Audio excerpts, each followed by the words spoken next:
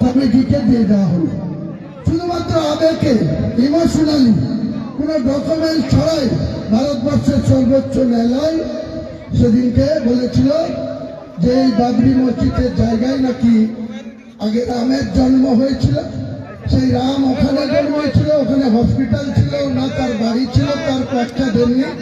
বলেছেন হিন্দু সমাজের ইমোশনালকে গুরুত্ব দিয়ে, আবেগকে গুরুত্ব দিয়ে সেখানে বাবরি মসজিদ যেখানে ছিল সেই জায়গায় রাম মন্দির হবে।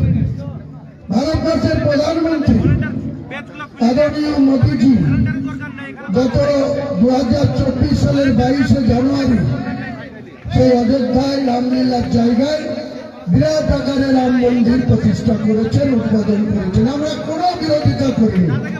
ভারতবর্ষের মুসলমান সমাজ এটা নিয়ে কোনো বিরোধিতা করেননি।